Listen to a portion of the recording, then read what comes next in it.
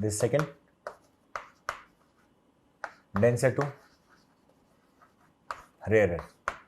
Refraction में अपन रे को देखें ना, डेंसर से उसमें प्रूव हो गया, दिख रहा है साफ साफ, किस में भी प्रूव हो जाएगा ये चीज।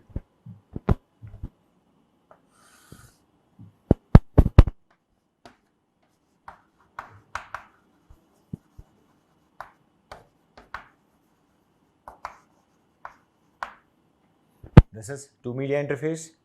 ऊपर वाला कौन सा होगा? डेंसर। दूसरे वाला कौन सा होगा बेटा? रेयर। जा किस में रहे अपन? रेयर में। डेंसर जा रहे हैं, डेंसर का मैं म्यू2 ही ले लेता हूं, मैं इजी रहेगा, आपको कोई कंफ्यूजन नहीं आएगा म्यू1 से म्यू2 जाने में। सो उसको म्यू2 रखा, उसको म्यू1 रखा, क्योंकि आंसर चेंज हो जाएगा तो आपको बिल्कुल समझ आ जाएगा कि हाँ यार डेंसर से रेयर करें। तो यहाँ पे इसको मैं म्यू1 लिख दूँ तो फिर आपको थोड़ा सा कंफ्यूजन क्रिएट होगा। So that's not, we are not doing that. Denser and rare. Rare कितना आएगा हमारे पास? That is म्यू1। उसका रिफ्रैक्टिव इंडेक्स, यहाँ पे स्पीड ऑफ लाइट अपन कितना लें? v2, और इसमें कितना ले लेंगे अपन? v1 ले लेंगे, ठीक है। सो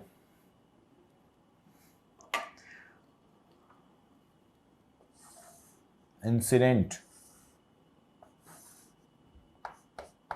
यहाँ पे v2, और वेव फ्रंट कौन सा है अपने पास? ab, that is ab, and this is called as, this is called as incident wavefront.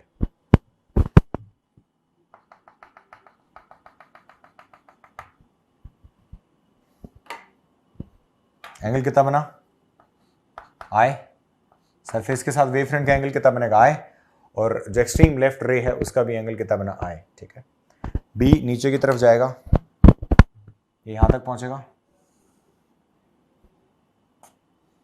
तब तक ये कहां हो जाएगा बेटा? Away from the normal.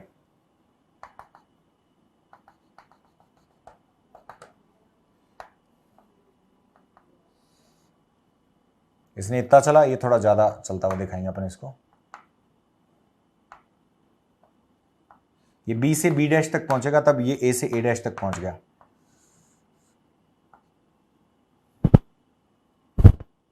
क्योंकि यहां पे स्पीड ऑफ लाइट ये आर है और ये एंगल भी आर बनेगा ही बनेगा, ठीक है। क्योंकि स्पीड ऑफ लाइट हो जाती है ज्यादा, रेयर में जाती, so A to A dash.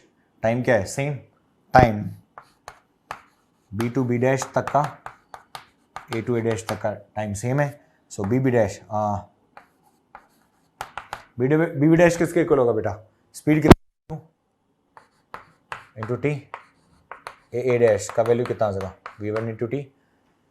सो साफ साफ हमें क्या पता लग रहा है यहाँ से? ए डैश का जो मैग्नीट्यूड है वो बी बी डैश के मैग्नीट्यूड से बड़ा होगा, क्योंकि हम ग्रेटर देन की बात कर रहे हैं। किसकी बात करें? ग्रेटर देन की। So I and this is R reflect होके, and this will be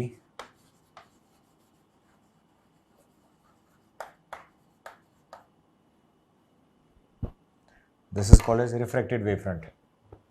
This is I and this is R, okay, refracted wavefront. sin I का वैल्यू कितना आएगा? दिख रहा है यहाँ पर, यहीं पे लिख देते हैं। sin I is equal to B B dash upon A B dash, और साइन आर का वैल्यू कितना होगा बेटा?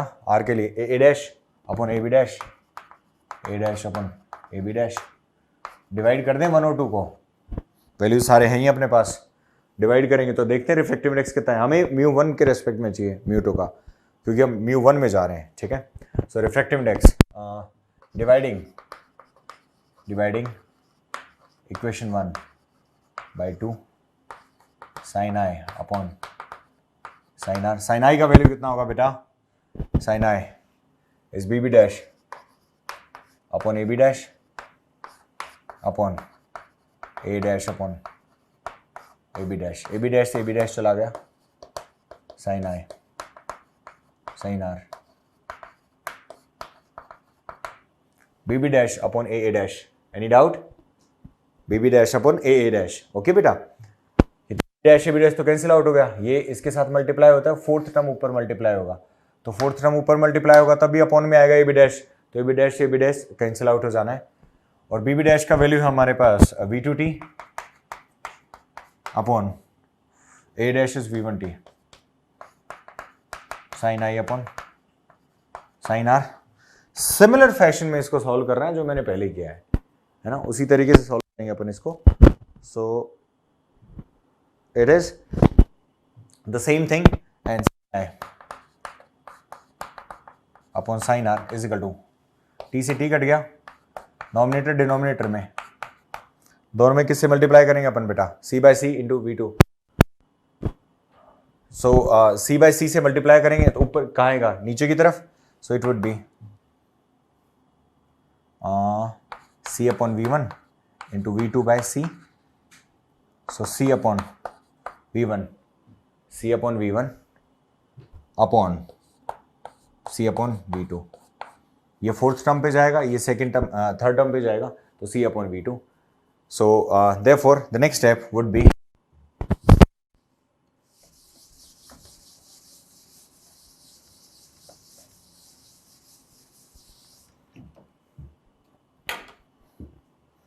next step sin i upon sin r is equal to c upon v1 upon c upon v2। c upon v1 किसके equal होगा बेटा, c upon v1 will be equal to mu1 नहीं c upon v1 is equal to mu1 upon mu2। this is mu1 2 और यही हमने पूछा था mu1 2 is equal to sin i upon sin r, क्योंकि हम डेंसर के रेस्पेक्ट में रेयर के रेस्पेक्ट में डेंसर का देख रहे हैं। So this proves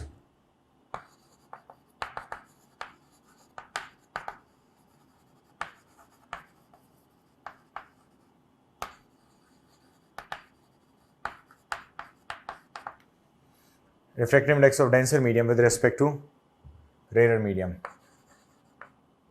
denser medium or नहीं of rarer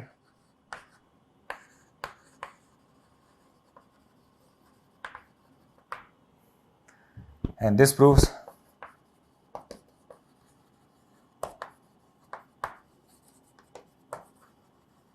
the Snell's law, and after that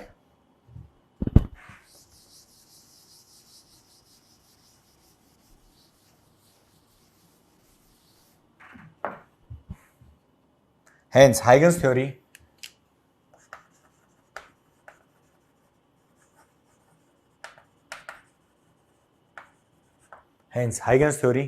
proves the validity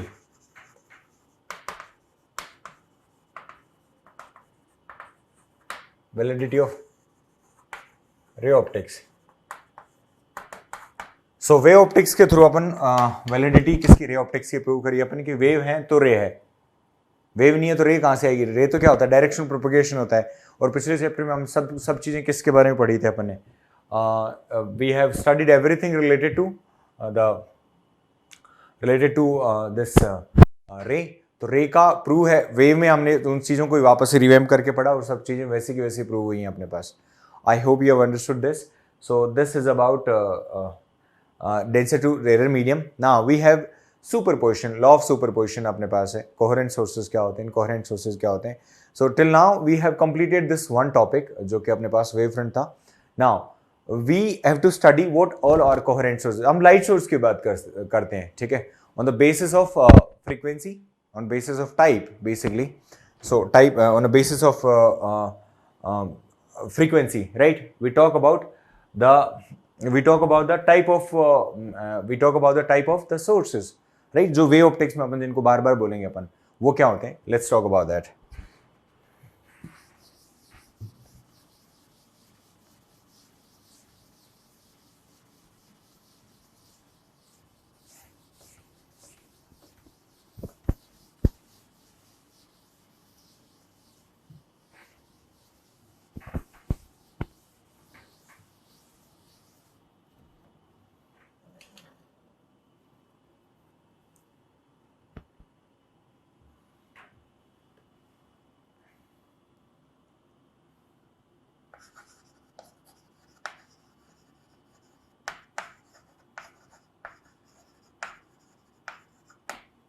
On the basis of frequency,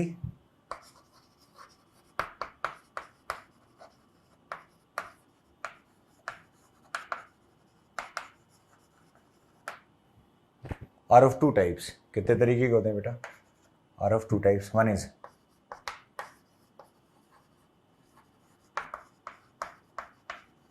is coherent source,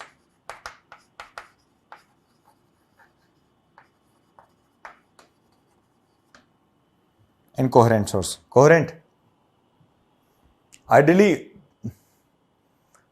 ऐसे ही आप बोलोगे कि दो सोर्सेज लिए सर मैंने जिनकी बैटरी भी सेम है, आई मीन जो बिल्कुल ही एक जैसे हैं, सब कुछ आइडेंटिकल है, इनफैक्ट रेजिस्टेंस भी सर मैंने वायर्स का आइडेंटिकल कर दिया, और दोनों सोर्सेज से जो लाइट जनरेट हो रही है ना वो एकदम आइडेंटिकल है.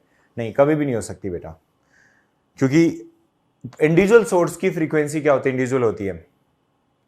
और कोहेरेंट सोर्स होते हैं जिनसे दोनों से लाइट जो निकल रही है उनका फेज डिफरेंस क्या होना चाहिए? किसी पॉइंट पे कांस्टेंट होना चाहिए. ऐसे नहीं यहाँ पर फेज डिफरेंस अलग है, इस पॉइंट पे पहुंचे फेज डिफरेंस अलग हो गया, आगे पहुंचे फेज डिफरेंस अलग हो गया. No.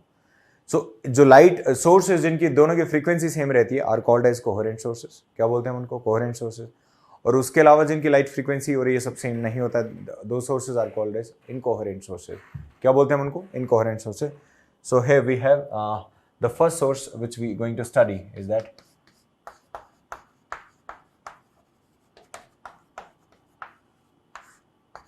Coherent source. Coherent source कौन सा होता है बेटा? Coherent source when coherent source when coherent source when two sources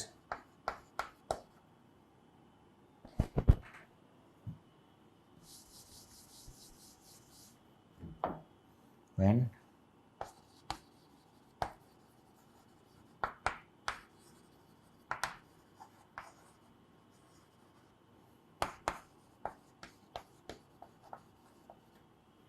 light coming from two sources has equal frequency and constant phase difference. Amplitude की बात, एम्पलीट्यूड नहीं लिखो, एम्पलीट्यूड अलग अलग भी हो सकता है, दैट्स फाइन. एम्पलीट्यूड अलग अलग भी हो सकता है, ये बोल रहा हूं मैं, ठीक है. Two sources has equal frequency and constant phase difference at every point.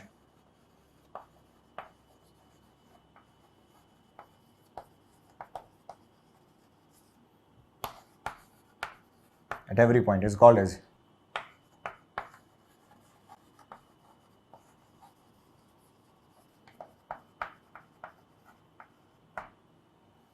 difference at every point is called as are called as the light coming from two sources.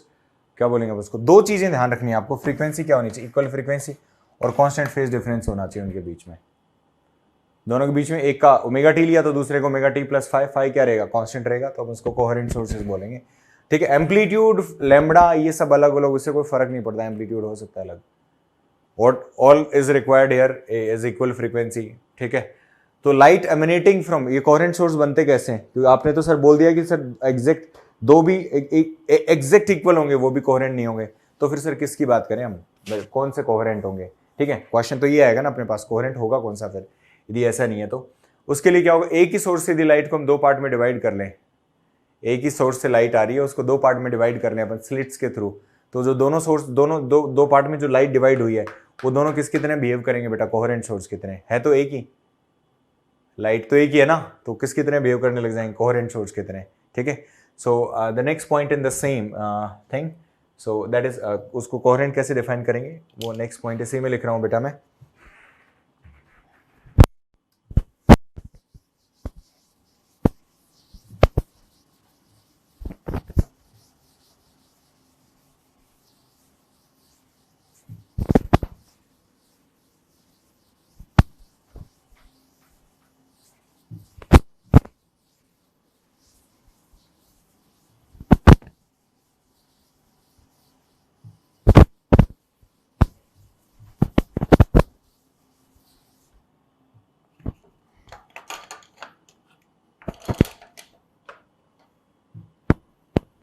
Yes, so when light from one source is divided into when light from one source is divided into two parts using narrow slits. Using narrow slits is called as two parts. Using narrow slits is called as coherent source.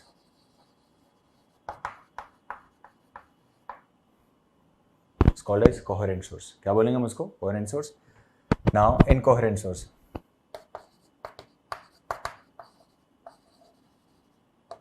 ये पढ़ाऊंगा बेटा मैं इसमें. Light एक source है, यहाँ से light वापस से दो सोर्स में डिवाइड हो गई. ये सोर्स है S1, ये S2.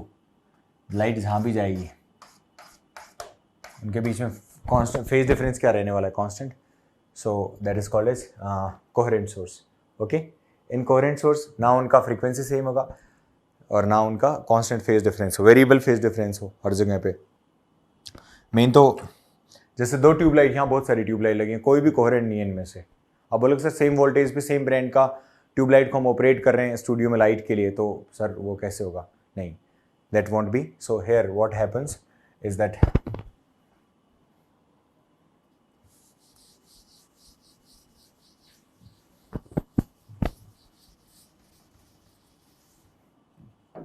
incoherent source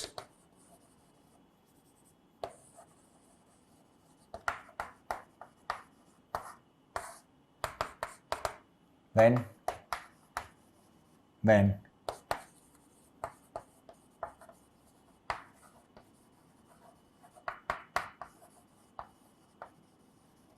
two sources of light does not have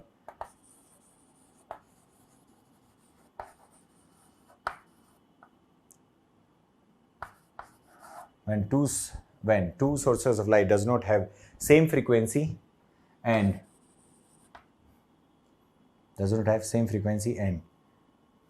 they are having variable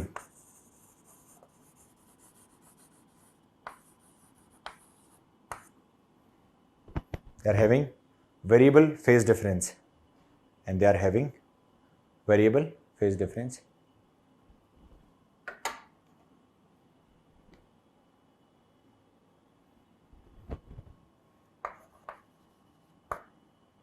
They are having variable phase difference. Then it is called as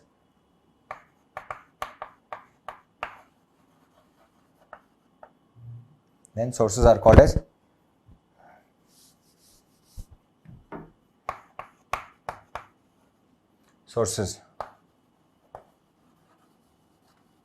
as incoherent source.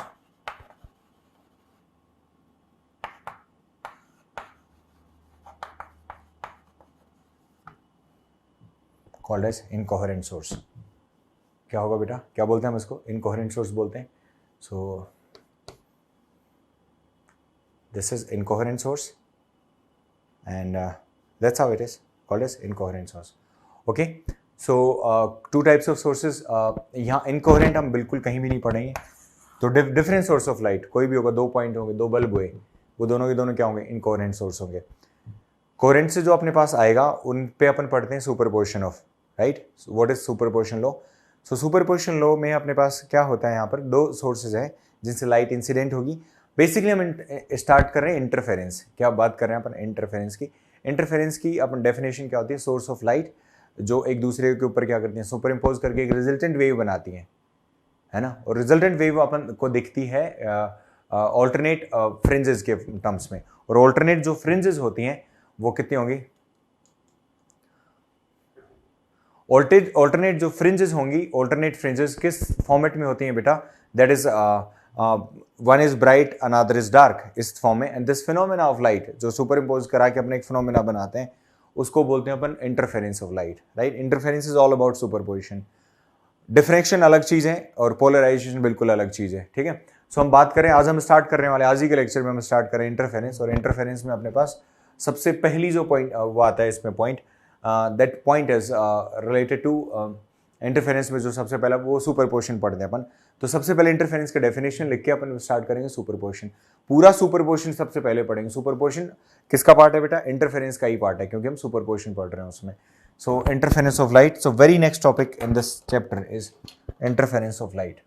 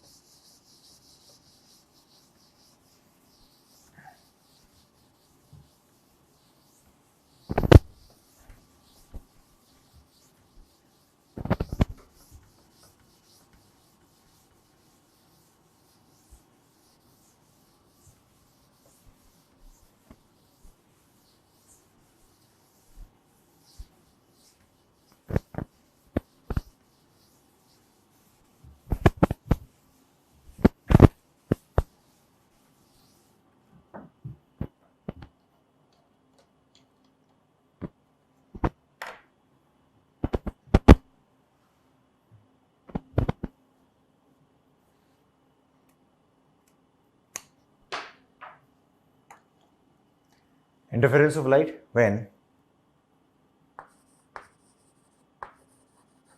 light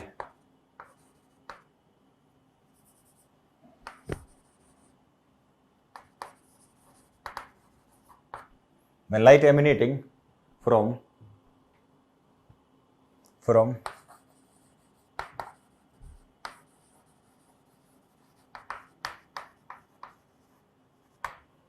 when light emanating from two coherent sources, when light emanating from two coherent sources superimposes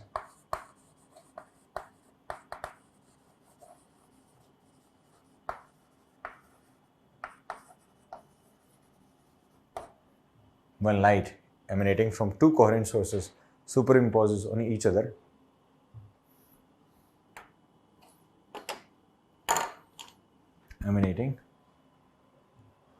when light emanating from two coherent sources superimposes on each other, produces a resultant wave produces a resultant wave which is in the form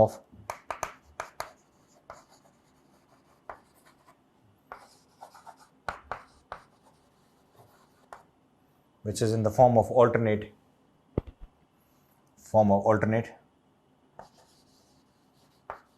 dark and bright circles on the screen. किसके form में होती है? Alternate dark and bright circles on the screen is called as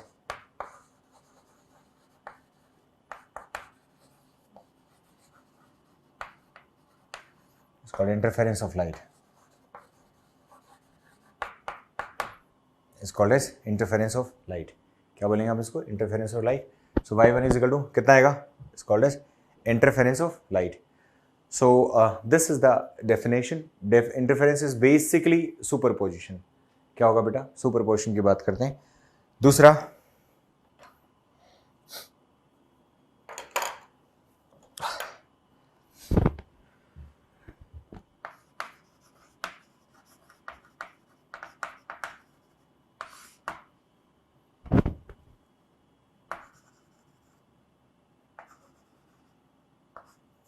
superposition low.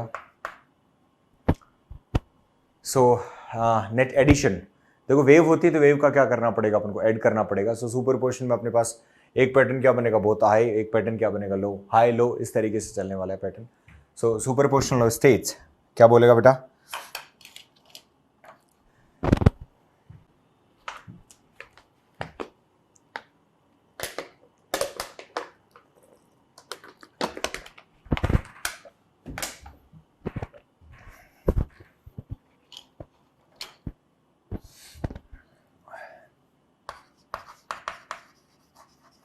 According to the law of superposition, according to the law of superposition, net, according to the law of superposition, net resultant of two waves is equal to addition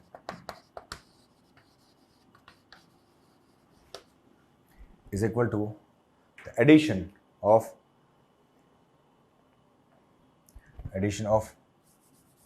is equal to addition of both the waves. ठीक है, equation अपने पास दो coherent sources जो wave आ रही है उनकी equation क्या होगी, उनको अपन क्या करें, सिंपली ऐड कर रहे हैं. Equation from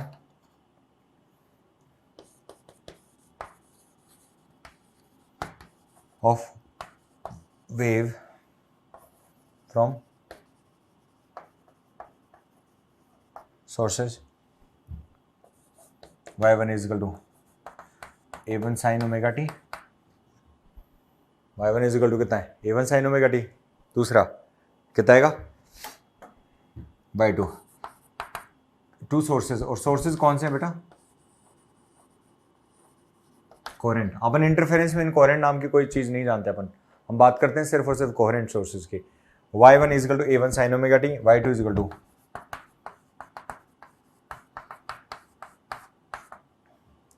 y1 is equal to a1 sin omega t, y2 is equal to a2 sin omega t plus phi. These are the two sources. Now, in these two sources,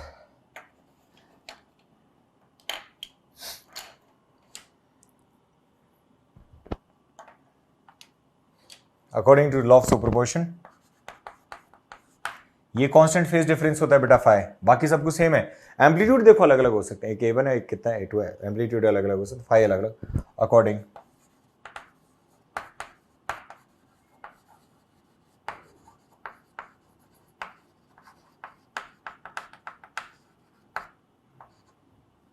according to the law of superposition, y is equal to y1 plus y2, y is equal to y1 plus y2. so y दोनों को add करना है अपन को, simply यही बताया मैंने अभी आपको. जो दोनों लोग होंगे उनको क्या करेंगे, अपन ऐड करेंगे.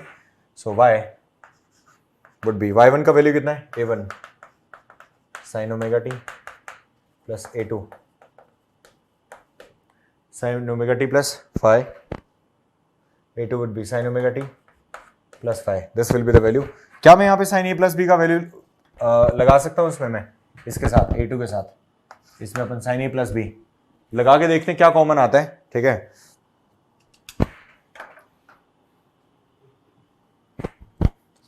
y is equal to a1 sin omega t, a2 sin, यहाँ ब्रैकेट में a plus b लगा, sin omega t plus sin omega t cos phi plus cos omega t sin phi. होता है नहीं होता, sin a cos b sin a. so y is equal to a1 sin omega t plus a2 को अंदर introduce करा तो कितना आ जाएगा, cos phi plus a2 cos omega t sin phi. yes or no, this is the value. now what I am doing here, sin omega t इसमें आ रहा है कॉमन, मैं कॉमन ले सकता हूँ इस चीज को बेटा.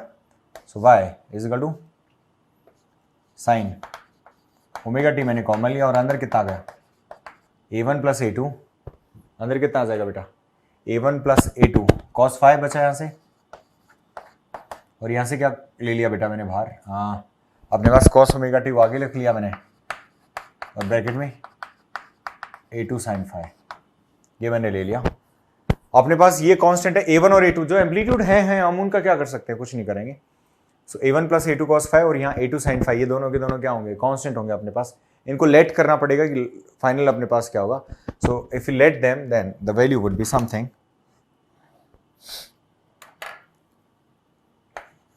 Late a1 plus a2 cos phi, resultant भी द एंगल बनेगा ना, उसको अपन थीटा बोलते हैं रिजल्टेंट एंगल को. R will be resultant amplitude and theta will be the resultant phase difference. A1 ये माना है मैंने, let इसको मैंने sin phi मान लिया, और A2, क्योंकि ओमेगा टी को तो चेंज, इसको चेंज ही नहीं कर सकते ना अपन, क्योंकि ये तो वेरिएबल है। तो कितना आ जाएगा A2 sin phi R, नहीं दिस इज cos थीटा। क्यों लेते हैं अपन cos थीटा? क्योंकि ये a प्लस बी का फॉर्मूला लगा लेंगे अपन यूनिफॉर्म करके। ये दोनों वैल्यूज पुट करी मैंने यहां पर, इक्वेशन 1 इक्वेशन 2 102 से, from equation 1 and 2 putting the value in above equation.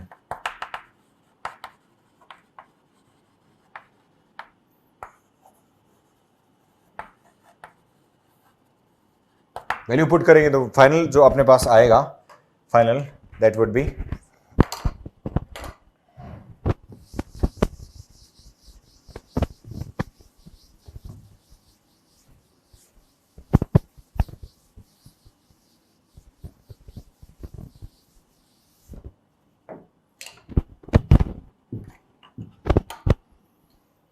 क्या वैल्यू होगा बेटा?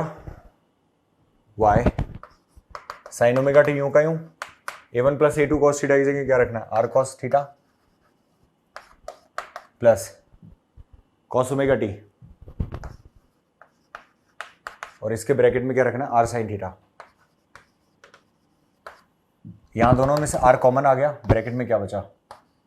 Sign omega t into cos theta plus cos omega t into sine theta. क्या बनेगा बेटा इससे?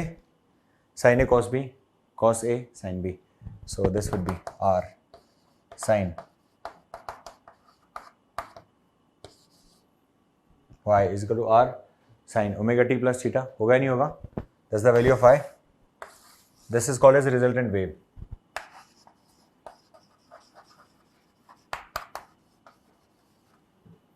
This is called as resultant wave. समझ आ गई बात? क्या बोलते हैं हम इसको? रिजल्टेंट वेव बोलेंगे बेटा। अच्छा, अपने पास दो इक्वेशन थी, इक्वेशन 1 and 2। इक्वेशन 1 और 2 में क्या रखा हुआ था बेटा? उनको स्क्वायर करके ऐड करेंगे अपन। सो उन इक्वेशन से अपने पास क्या आ जाएगा? If we square and add these two equations we will be getting, I am just completing this point children before today's class gets over. So equation 1 और 2 को अपन ऐड करके करें बाय, ये तो अपने पास रिजल्टेंट वेव आ गई सुपरपोजिशन के बाद। This is the resultant wave, ठीक है। So for resultant amplitude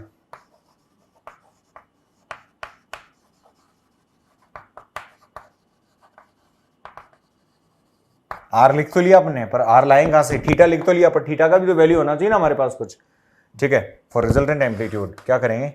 bye squaring and adding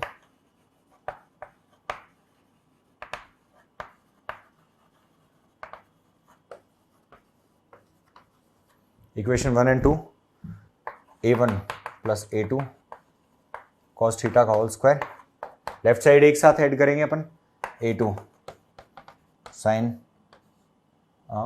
phi था, ये फाइ है बेटा, this is phi, this is phi, whole square is equal to right hand side में r cos theta whole square plus कितना आ जाएगा बेटा? a1 square plus a2 square cos square phi plus 2 a1 a2 cos phi, है ना? a plus B plus a2 sine square phi. यहाँ से क्या आया बेटा? आर स्क्वायर कॉमन आया, ब्रैकेट में क्या बचा? cos square theta plus sine square theta. कितना होता है? 1 होता है, नहीं होता? ठीक है। So last few steps here.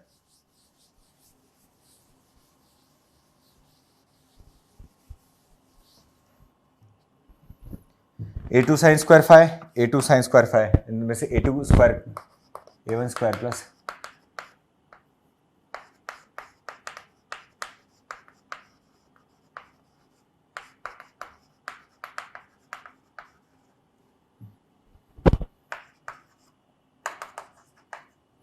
Are square sine square phi plus cos square phi कितना हो गया? 1 R square is equal to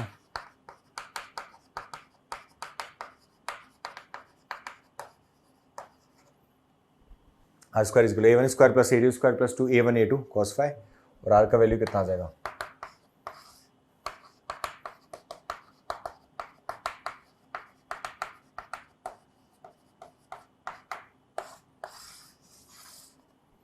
r is equal to 1 root a1 square plus a2 square plus 2a1 a2 cos phi. That's the value of r. समझ आ गया? ये value अपने पास resultant value आ गई. cos phi का value अपन next class में देखेंगे. आज सिर्फ इतना ही पढ़ा रहा हूँ, else it is going to be pretty more lengthy. So that is it. इसी को कंटिन्यू करेंगे अपन नेक्स्ट क्लास में. इसी में क्या अपने पास कौन कौन से तरीके से अपने पास वेव बनती है, will continue with this. So thank you so much, have a good day, please take care.